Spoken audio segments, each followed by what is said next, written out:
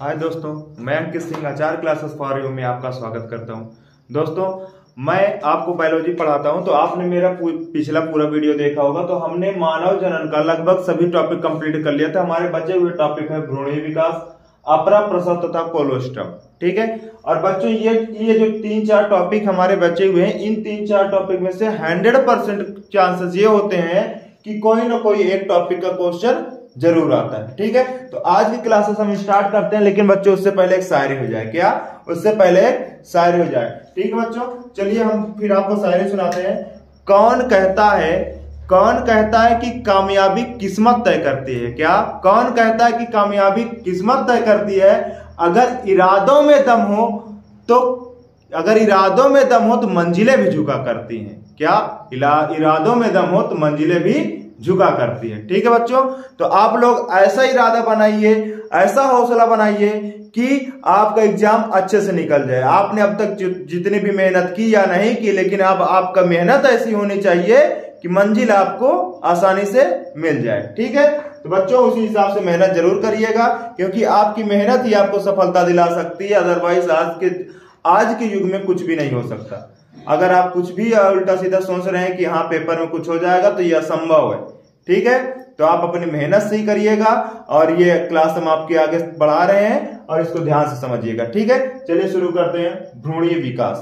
ठीक है। तो बच्चों, हमने आप लोगों को समझाया था कि ये गर्भाशय होता है। क्या? ये गर्भाशय होता है। ठीक है। गर्भाशय होता है ये, और ये गर्भाशय की दीवार होती है। ठीक है। ये गर्भाशय की दीवार होती है। ठीक। उसके बाद यहां पे होता है अंडाशय। ठीक है बच्चों, अब देखिए, समझिए ध्यान से जरा इसको।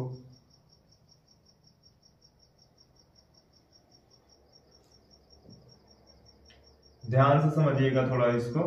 अब बच्चों, फिगर बनाना आपको जरूर आना चाहिए, क्योंकि मादा जनन तंत्र या फिर नर जनन तंत्र आपसे जरूर पूछेगा विथ फिगर, यानी कि सचित्र वर्णन का। ठीक है। तो देखिए, ये होता है गर्भाशय। ठीक है। तो बच्चों, ये होता है गर्भाशय। ठीक है। गर्भाशय में हमने आपको निषेचन तक बता दिया था, फिर भी समझ लीजिए। देखिए, अंडाशय होता है। क्या होता है? अंडाशय। ठीक है।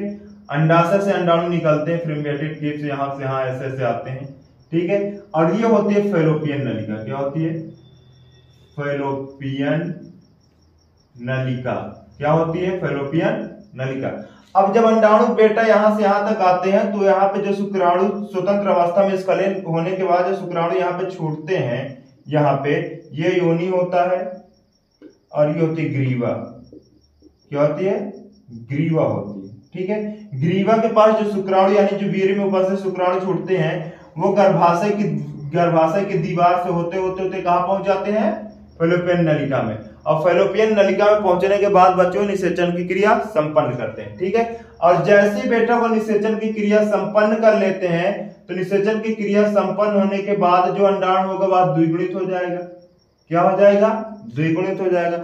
और जब अंडाणु द्विगुणित हो जाएगा, तो ध्यान से समझिएगा, अंडाणु द्विगुणित हो जाएगा। द्विगुणित होने के बाद उसमें कोशिका विभाजन शुरू होगा। तो और जब बेटा उसमें कोशिका विभाजन शुरू होता है, तो जब इसमें कोशिका विभाजन होगा तो समसूत्री होगा। समसूत्री विभाजन चलेगा, तो इसमें विभाजन ऐसा होता है कि इसमें जो कोशिकाएं होंगी, क्या इसमें जो केंद्रक होगा बच्चों, वह विभाजित होगा और कोशिका का निर्माण करेगा।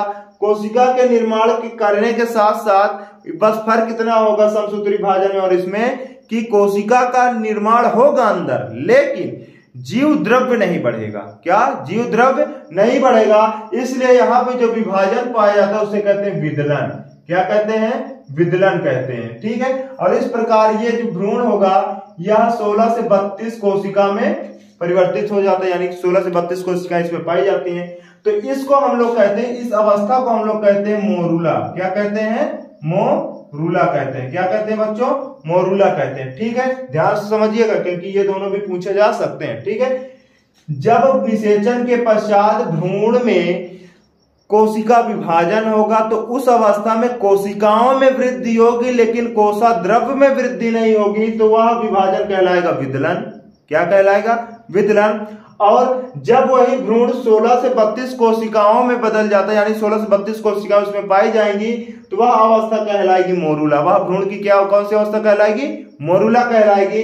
उसके पश्चात होता क्या है बच्चों, इसमें लगातार विभाजन होता रहेगा। विभाजन होते होते भ्रूण एक गेंद के जैसा प्रतीत होने लगेगा। ऐसा गेंद के जैसा प्रतीत होने लगेगा। तो जब ये गेंद के जैसा प्रतीत होने लगेगा और यह कहां तक आ जाएगा? गर्भाशय तक आ जाएगा, तो इसे कहेंगे ब्लास्टोसील। क्या कहेंगे? ब्लास्टोसील कहेंगे। क्या कहेंगे बच्चों? ब्लास्टोसील कहेंगे। ठीक है, क्या कहेंगे? ब्लास्टोसील कहेंगे। अब ध्यान से समझिए, क्योंकि इसी में हम आपका अपरा, प्रसव और कोलोस्ट्रम सब समझा दे रहे हैं। ठीक है, देखिएगा, ये हो जाता है, ये हो गया बच्चों भ्रूण। क्या हो गया? ये भ्रूण हो गया। ठीक है, और इसको क्या कहेंगे हम? ब्लास्टोसील। क्यों? क्योंकि अब ये गेंद जैसा प्रतीत हो रहा है। उसके बाद क्या होगा बच्चों? ये वृद्धि करेगा। क्या करेगा? वृद्धि करेगा।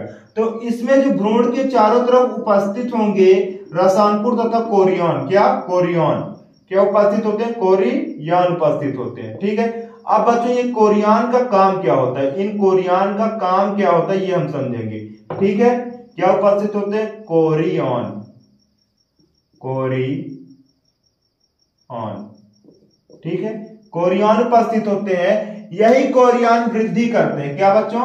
यही कोरियन वृद्धि करके गर्भाशय की दीवार से जुड़ जाते हैं। क्या करते हैं? गर्भाशय की दीवार से जुड़ जाते हैं। और गर्भाशय की दीवार से जब कोरियन वृद्धि करता है, गर्भाशय की दीवार से जुड़ जाता है, तो यह क्या कहलाता है? अपरा कहलाता है। क्या कहलाता है? अपरा कहलाता है। क्या कहलाता है बच्चों? अपरा कहलाता है। तो अपरा के बारे में जान लेते हैं। अपरा क्या होता है? हमने आपको बताया कि भ्रूण में उपस्थित जो बाहरी आवरण होता है उसमें कोरियन उपस्थित होता है। वही कोरियन वृद्धि करके गर्भाशय से जुड़ जाता है और क्या कहलाता है? अपरा कहलाता है। तो अपरा का कार्य क्या होता है बच्चों? अपरा से देखिए बच्चों, अपरा से भ्रूण को देखिए क्या होता है?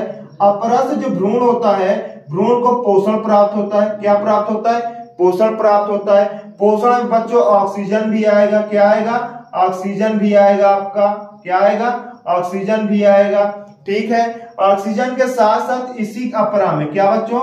इसी अपरा में पाई जाती है एक वेन पाई जाती है। क्या पाई जाती है? एक सीरा पाई जाती है। क्या? एक सीरा पाई जाएगी और एक धमनी पाई जाएगी। क्या? एक धमनी पाई जाएगी। और क्या पाई जाएगी? एक धमनी पाई जाएगी, एक लसिका पाई जाएगी और पाई जाएगी तंत्रिका तंत्र। क्या पाया जाएगा? तंत्रिका तंत्र पाया जाएगा। ऐसा क्यों होता है? क्यों? क्योंकि भ्रूण का विकास जो होता है उस पर नियंत्रण के लिए ब्रेन की आवश्यकता पड़ेगी। हमारा जो ब्रेन होगा उससे, जो मादा का ब्रेन होता है उससे अटैच करना होता है, यानी कि अटैच करके रखता है मादा के ब्रेन से। ठीक है, ताकि जो मादा जो खाएगी पिएगी, मादा जिस वातावरण रहेगी उसका प्रभाव भी इस भ्रूण पर पड़ता है। ठीक है, तो ये तंत्रिका तंत्र हो गया, ये लसिका हो गया, ये धमनी हो गई, ये सिरा हो गई। ठीक है, इतनी चीजें पाई जाती है इसके मध्य में। क्या? इसके मध्य में इतनी चीजें पाई जाती हैं जो भ्रूण से लगातार कनेक्ट में रहती हैं। ठीक है, उसके बाद बच्चों देखिए अपरा का कार्य क्या होता है? अपरा के द्वारा ही, क्या? अपरा के द्वारा ही बच्चों में, जो बच्चे होते हैं उनमें प्रतिरक्षी पाया जाता है। क्या? प्रतिरक्षी पाया जाता है। क्यों? क्योंकि अगर मादा को किसी चीज का टीका लगा हुआ है, जैसे डिप्थीरिया का हो गया या फिर ऐसा कोई टीका हो गया, तो उसमें मादा की जो प्रतिरक्षा प्रणाली होगी वही प्रतिरक्षा प्रणाली शिशु में आती है। किसके कारण आती है? अपरा के कारण आती है। किसके कारण आती है? अपरा के कारण आती है। ठीक है, तो अपरा ये कंप्लीट हो गया है आपका। ठीक है, अपरा कंप्लीट हो गया आपका। अब बच्चों हम लोग पढ़ते हैं प्रसव। अब हम लोग जानते हैं कि प्रसव क्या होता है। क्या? प्रसव क्या होता है? प्रसव क्या होता है, चलिए समझते हैं। देखिए प्रसव क्या होता है। प्रसव, तो बच्चों प्रसव क्या होता है जरा हमको आप लोग कमेंट करके बताइएगा कि प्रसव क्या होता है, यानी कि आप क्या समझते हैं। देखिए गर्भाधान, क्या? गर्भाधान। गर्भाधान शब्द याद रखिएगा, क्योंकि जो पेपर होता है बच्चों, पेपर ऐसे शब्द को चुन के लिखता है ताकि बच्चे उसमें कंफ्यूज रहे और उसको समझ ही ना पाए और पेपर को सॉल्व ना कर पाए या फिर ज्यादा टाइम लें। ठीक है, तो गर्भाधान क्या होता है? ये होती है प्रेगनेंसी टाइम। प्रेगनेंसी टाइम क्या होती है? प्रेगनेंसी टाइम होता है। क्या होता है बच्चों? प्रेगनेंसी टाइम होता है, यानी कि जितने टाइम तक महिला प्रेग्नेंट रहती है, तो वो होती है 9 माह। क्या? 9 माह तक। कितने तक? 9 माह तक। और कितने दिन होते हैं बच्चों? 266 दिन के आसपास होते हैं। ठीक है, कितने दिन? 266 दिन के आसपास होते हैं। तो गर्भाधान की अवधि के पश्चात, क्या 9 माह के पश्चात, भ्रूण यानी गर्भाधान के 9 माह के पश्चात शिशु का जन्म, क्या? शिशु का जन्म होता है। क्या होता है बच्चों? शिशु का जन्म होता है। तो जन्म की जो क्रिया होती है वही क्या कहलाती है? प्रसव कहलाती है। क्या कहलाती है? प्रसव कहलाती है। गर्भाधान के 9 महीने पश्चात शिशु के जन्म की क्रिया कहलाती है प्रसव। क्या कहलाती है बच्चों? प्रसव। प्रसव के लिए बच्चों हार्मोन्स जिम्मेदार होते हैं। कौन कौन से? जैसे महिला के पीयूष ग्रंथि से रिलीज होने वाला हार्मोन ऑक्सीटोसिन। क्या आपने ऑक्सीटोसिन का नाम सुना होगा? तो शायद उसका काम भी सुने होंगे, लेकिन हम आपको समझा रहे हैं कि ये किस प्रकार जरूरी होता है। क्यों? क्योंकि ऑक्सीटोसिन जो होता है बच्चों, क्या ऑक्सीटोसिन जो होता है, ऑक्सीटोसिन, क्या ऑक्सीटोसिन जो होता है बच्चों, ये संकुचन उत्पन्न करता है। क्या उत्पन्न करता है? संकुचन उत्पन्न करता है। किसमें? गर्भाशय में। गर्भाशय में संकुचन उत्पन्न करके भ्रूण को, गर्भ को, यानी कि शिशु को किसके तरफ ठेलेगा? बाहर की तरफ। ठीक है, योनि मार्ग से बाहर की तरफ निकालेगा। ठीक है, संकुचन उत्पन्न करेगा। उसके साथ साथ प्रसव के लिए और जिम्मेदार हार्मोन्स होते हैं। कौन कौन से होते हैं बच्चों? FSH होता है। क्या? FSH होता है। और क्या होता है? LH होता है। क्या? LH होता है। ये इसका FSH का फुल फॉर्म होता है फॉलिकल, क्या होता है? फॉलिकल स्टिमुलेटिंग, स्टिमुलेटिंग, क्या? Stimulating hormone. क्या होता है? हार्मोन्स। ठीक है, और इसका होता है ल्यूटिनाइजिंग। क्या? Luteinising hormones. ठीक है, इसका काम भी होता है बच्चों, स्टिमुलेट का मतलब होता है संकुचन। क्या होता है? संकुचन। क्या होता है? संकुचन। तो गर्भाशय में जितना ज्यादा बच्चों जितना ज्यादा संकुचन उत्पन्न होगा उतने जल्दी बेबी का जन्म हो जाएगा, यानी प्रसव की क्रिया संपन्न हो जाएगी। आपने कभी सुना होगा कि ऑक्सीटोसिन का इंजेक्शन देकर भी प्रसव कराया जाता है। ठीक है, तो सबसे हेल्पफुल कौन होता है? ऑक्सीटोसिन। सबसे ज्यादा हेल्पफुल कौन होगा? ऑक्सीटोसिन। ऑक्सीटोसिन से गर्भाशय में संकुचन उत्पन्न होगा, जिसके कारण क्या होगा? प्रसव की क्रिया संपन्न होगी। तो बच्चों प्रसव के लिए इतना ही काफी है आपके लिए। हम बात करते हैं कोलोस्ट्रम की। किसकी बात करते हैं? कोलोस्ट्रम की। किसकी बात करते हैं बच्चों? कोलोस्ट्रम की बात करते हैं। चलिए समझाते हैं कि आपको कोलोस्ट्रम क्या होता है। ठीक है, कोलोस्ट्रम क्या होता है, ये कोलोस्ट्रम चलिए समझते हैं। बच्चों आपने देखा होगा कि जब जैसे किसी शिशु का जन्म होता है, क्या जैसे किसी शिशु का जन्म होता है, तो शिशु के जन्म के तुरंत पश्चात डॉक्टरों का यह कहना होता है कि इसके लिए सबसे सुरक्षित होता है माँ का दूध। क्या? माँ का दूध सबसे सुरक्षित होता है। ठीक है, तो शिशु के जन्म के पश्चात जो उसको माँ का दूध पिलाया जाता है, क्या जो माँ का दूध पिलाया जाता है वही कहलाता है कोलोस्ट्रम। क्या कहलाता है? कोलोस्ट्रम कहलाता है। माँ का जो दूध होता है वही क्या कहलाता है बच्चों? कोलोस्ट्रम कहलाता है। ठीक है, अब कोलोस्ट्रम की विशेषताएं क्या होती? कोलोस्ट्रम में लैक्टोज, क्या लैक्टोज तथा प्रोटीन प्रचुर मात्रा में पाए जाते हैं। क्या ये प्रचुर मात्रा में? कैसे बच्चों? प्रचुर मात्रा में पाए जाते हैं। क्या प्रचुर मात्रा में पाए जाते हैं? कौन से? लैक्टोज तथा प्रोटीन प्रचुर मात्रा में पाए जाते हैं, जो कि किसी भी बच्चे के विकास के लिए सर्वोत्तम होते हैं। ठीक है, उसके साथ साथ बच्चों ये दुग्ध जो होता है, इसी दुग्ध से बच्चों की प्रतिरक्षा प्रणाली उत्पन्न होती है, यानी कि बच्चे को इम्यूनिटी मिलती है, प्रतिरक्षी होता है। क्या होता है? ये प्रतिरक्षी होता है, प्रतिरक्षी की तरह भी कार्य करता है। अगर कोलोस्ट्रम यानी कि ये दुग्ध होता है, उस समय अगर महिला को कोई बीमारी होती है तो वह बीमारी उस बीमारी का असर, जैसे फीवर आना या फिर कुछ ऐसी बीमारी हो, उसका असर बेबी पर भी पड़ता है अगर उसको दुग्ध पिलाया जाता है तो कोलोस्ट्रम के क्या होता है? कोलोस्ट्रम लैक्टोज तथा प्रोटीन की प्रचुर मात्रा होती है, जो किसी भी बच्चे के पोषण के लिए सर्वाधिक आवश्यक होती है। क्या होती है? सर्वाधिक आवश्यक होता है। और कोलोस्ट्रम माता का दुग्ध होता है। ठीक है, समझ में आया आपको? ठीक है, रिवीजन कर रहे हैं, ध्यान से समझिएगा। सबसे पहले हम आपको बता दे रहे हैं निषेचन। क्या बता रहे हैं, फिर से समझा रहे हैं बच्चों, रिवीजन कर दे रहे हैं, ध्यान से समझिए। ठीक है, देखिए यहाँ पे क्या हुआ, अंडाणु का निर्माण हुआ, अंडाणु का निर्माण हुआ और यहाँ पे समलैंगिक संबंध होने के पश्चात जैसे स्खलन होगा तो होता क्या है बच्चों, यहां से योनि से जो ग्रीवा वाला भाग होता है वहां से शुक्राणु चल के जाते हैं, कहां तक जाते हैं, फैलोपियन नलिका तक। कहां तक जाते हैं बच्चों, फैलोपियन नलिका तक जाते हैं। ठीक है, कहां तक जाएंगे, फैलोपियन नलिका तक जाएंगे। ये देखिए शुक्राणु यहां से निकल के ऐसे फैलोपियन नलिका तक, यहां से जाएंगे कहां तक, फैलोपियन नलिका तक जाएंगे। फैलोपियन नलिका में निषेचन की क्रिया संपन्न हुई। निषेचन की क्रिया संपन्न होने के पश्चात भ्रूण में जो भ्रूण होगा, जो अंडाणु होगा वह द्विगुणित हो जाएगा। कैसा हो जाएगा, द्विगुणित हो जाएगा। ठीक है, तो द्विगुणित होने के पश्चात बच्चों होता क्या है कि द्विगुणित होने के पश्चात इसमें विभाजन होता है। क्या होता है, विभाजन होता है। विभाजन कैसा होता है, एक ऐसा विभाजन होता है जिसके केंद्रक विभाजन के पश्चात कई कोशिकाएं तो बनेंगी, लेकिन इन कोशिकाओं में या फिर इसमें इसका जो कोशा द्रव्य होगा, क्या होगा बच्चों, कोशा द्रव्य होगा। जो कोशा द्रव्य होगा उसमें वृद्धि नहीं होगी, बस केवल कोशिकाओं की संख्या में वृद्धि होगी। तो इस प्रकार का जो विभाजन होगा वह कहलाएगा विदलन। क्या कहलाएगा, विदलन कहलाएगा। इस प्रकार विभाजन से जो भ्रूण होगा वो 16 से 32 कोशिकाओं में बदल जाता है, यानी कि 1 से 2, 2 से 4, 4 से 8, 8 से 16, 16 से 32 इस प्रकार विभाजन होता है। ठीक है, 16 से 32 के बीच में कोशिकाएं होती हैं, तो इस अवस्था को कहते हैं मोरूला। क्या कहते हैं बच्चों, मोरूला कहते हैं।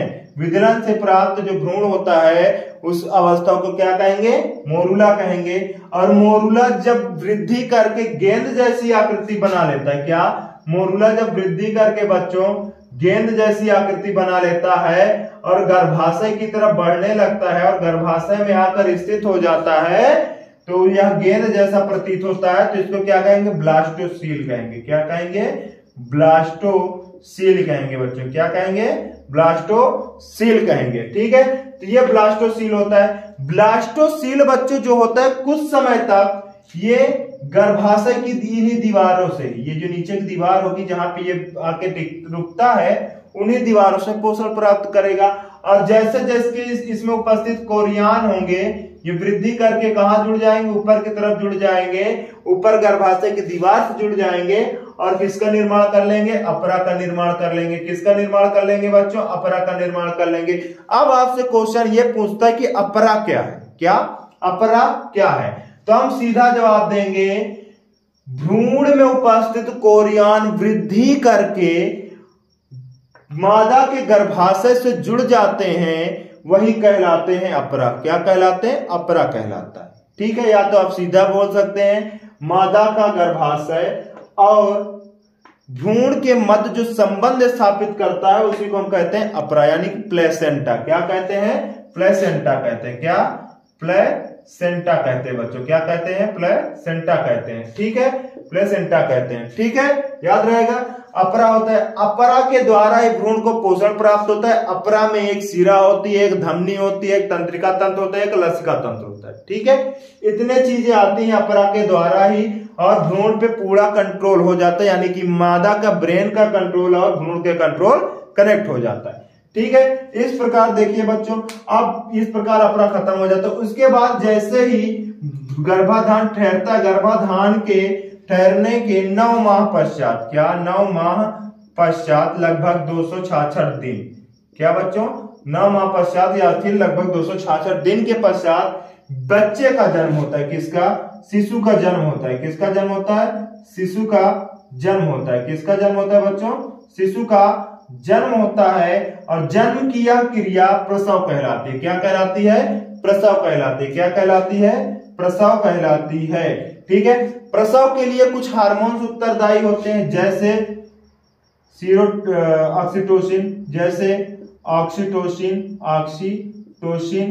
ठीक है बच्चों, ऑक्सीटोसिन के कारण क्या होता है, ऑक्सीटोसिन के कारण गर्भाशय में संकुचन उत्पन्न होता है। और फिर फॉलिकल स्टिमुलेटिंग हार्मोन्स यानी कि FSH फॉलिकल स्टिमुलेटिंग हार्मोन्स तथा LH ल्यूटिनाइजिंग हार्मोन। इन हार्मोन्सों के कारण गर्भाशय में कंपन यानी कि संकुचन उत्पन्न होता है, जिससे मादा को थोड़ा पेन होता है और जो शिशु होता है यानी कि जो भ्रूण होता है वह योनि मार्ग की तरफ बढ़ता है, जिसके कारण क्या होता है बच्चों, प्रसव की क्रिया संपन्न हो जाती है। ठीक है, याद रहेगा आपको। उसके बाद बात करते हैं कोलोस्ट्रम में। कोलोस्ट्रम और कुछ नहीं होता, कोलोस्ट्रम मादा का दुग्ध होता है जिसमें लैक्टोज तथा किसकी, लैक्टोज तथा प्रोटीन की प्रचुर मात्रा होती है बच्चों। क्या, प्रोटीन की प्रचुर मात्रा होती है। लैक्टोज तथा प्रोटीन की प्रचुर मात्रा होती है, उसे हम क्या कहते हैं, कोलोस्ट्रम। कोलोस्ट्रम में बच्चों अन्य बहुत सी चीजें पाई जाती हैं, जैसे मादा से प्रतिरक्षा मिलती रहती है बच्चे को, जब तक वह दुग्ध पीता है मादा के द्वारा ही प्रतिरक्षा उसको मिलती है। तो डॉक्टरों का और वैज्ञानिकों का मानना है कि माता का दूध ही बच्चे के लिए सर्वोत्तम होता है। क्यों? क्योंकि उसमें पर्याप्त मात्रा में प्रोटीन तथा लैक्टोज होता है। प्रोटीन क्या करता है, प्रोटीन शरीर के निर्माण में ज्यादा सहायक होता है। लैक्टोज क्या होता है, लैक्टोज ग्लूकोज में टूटता है, ग्लूकोज से उसको एनर्जी मिलती है। क्या, ग्लूकोज से उसको एनर्जी मिलती है। ठीक है बच्चों, ये याद रहेगा आपको। तो बच्चों आज से आपका ये चैप्टर खत्म होता है, मानव जनन आज से आपको खत्म होता है। अगर आपको इस टॉपिक से रिलेटेड कोई प्रॉब्लम हो तो आप हमको मैसेज कर सकते हैं, कमेंट में मैसेज कर दीजिएगा, हम आपका कमेंट जरूर पढ़ेंगे और आपके क्वेश्चन का एक वीडियो जरूर बनाएंगे। ठीक है बच्चों, धन्यवाद।